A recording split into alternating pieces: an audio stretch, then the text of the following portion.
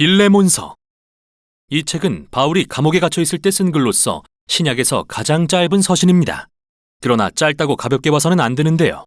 바울이 쓴 글 가운데 가장 파급력이 큰 글 중 하나이기 때문이죠. 이 서신의 세부 내용을 종합해보고 알 수 있는 이야기의 배경은 이렇습니다. 빌레몬은 골로새에 사는 부유한 로마 시민이었는데 바울이 에베소에서 선교 중일 때 그를 만나 예수님을 따르게 된 것 같습니다. 그 후 바울의 동역자 에바브라가 골로새에 예수 공동체를 시작했을 때 빌레몬은 그의 집에서 모이는 이 교회의 지도자가 되었습니다. 당시 빌레몬은 로마의 여느 가부장처럼 종들을 거느렸는데 그중 한 명이 오네시모였죠. 그러던 어느 날 이 둘 사이에 심각한 갈등이 생깁니다. 정확히는 알 수 없지만 오네시모가 빌레몬의 물건을 훔쳤든지 그를 속이든지 해서 무언가 손해를 끼치고 나서 달아나 버리는 일이 발생한 것인데요. 결국 오네시모는 도움을 요청하려고 감옥에 있는 바울을 찾았다가 그 과정에서 예수님을 따르게 되었습니다. 또한 바울에게 사랑받는 조력자가 됩니다. 그래서 바울의 입장에서 이 서신을 쓰기란 여간 까다롭고 민감한 게 아니었죠.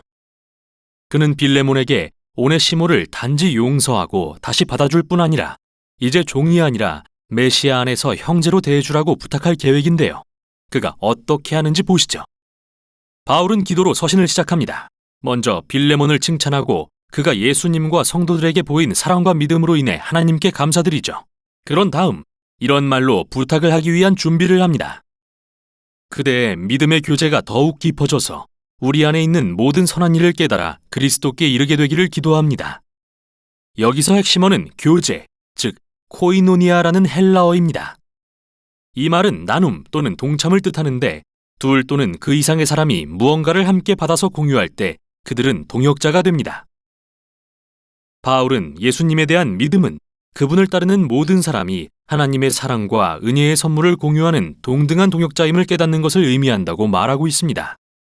바울에게 예수님을 따르는 자들이 경험하는 코이노니아란 단지 생각 속의 개념이 아니라 인간관계 속에서 실제로 행동하는 것입니다. 이제 그는 부탁을 시작합니다. 그는 드디어 오네시모를 거론하면서 그가 감옥에서 자기 아들이 되었다고 말합니다. 즉 바울이 오네시모로 하여금 예수님께 그의 삶을 바치고 충성하도록 인도했고 그 결과 이제 그들은 메시아 안에서 가족이 되었다는 것이죠. 오네시모는 감옥에서 바울을 충실히 섬겼습니다. 바울로서는 이런 그를 계속 곁에 머물게 하고 싶지만 그들이 예수님을 따른다고 말한다면 이 갈등을 풀고 화해해야 한다는 것을 알았죠. 그래서 빌레몬에게 담대히 요구합니다. 이제는 오네시모를 종이 아니라 그보다 더 귀한 주 안에서 사랑하는 형제로 받아주십시오. 사실 이건 정말 무리한 요구입니다. 로마법상 빌레몬에게는 오네시모를 벌하거나 감옥에 가둘 충분한 권리가 있었습니다. 그런데 바울은 그가 골로새로 돌아가면 용서해 줄 뿐 아니라 종이었던 그를 사회적으로 동등한 가족의 일원으로 맞아주라고 부탁하는 것인데요. 이는 친절의 차원을 넘어 전례가 없는 일입니다. 종을 자유롭게 풀어준 뒤 가족의 일원으로 대하는 것은 로마의 기존 사회 질서를 어지럽힐 만한 일인데요. 왜 빌레몬이 이런 일을 해야 할까요? 여기서 바울은 기발하게도 서두에서 했던 기도의 핵심어를 상기시키면서 이렇게 말합니다. 그대가 정말 나를 동역자, 즉 코이노니아로 여긴다면 나를 맞이하듯 오네시모를 맞아주십시오. 그리고 그가 잘못을 저질렀거나 빚진 게 있다면 그걸 내게 돌리십시오. 내가 갚겠습니다. 이 부탁에서 우리는 바울이 행동으로 보여주는 복음의 본질을 발견하게 됩니다. 무엇보다도 핵심은 화해입니다. 그가 고린도 교인들에게 말했던 것처럼 그리스도 안에서 하나님은 세상을 그분과 화목하게 하셨으며 사람들의 죄를 그들에게 돌리지 않으셨는데요. 따라서 이 상황에서 바울은 예수님의 입장이 됩니다. 그는 오네시모가 잘못한 결과를 부담할 것이며 빌레몬과 화해할 수 있도록 값을 지불해 줄 것입니다. 하지만 바울이 하려는 말은 단순한 법적인 거래에 그치지 않고 코이노니아도 의미합니다. 오네시모와 빌레몬과 바울은 모두 하나님 앞에서 동등합니다.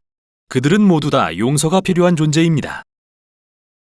따라서 십자가 앞에서는 모든 관계가 평등하며 이는 빌레몬과 오네시모가 더는 주인과 종의 관계가 아님을 의미하죠.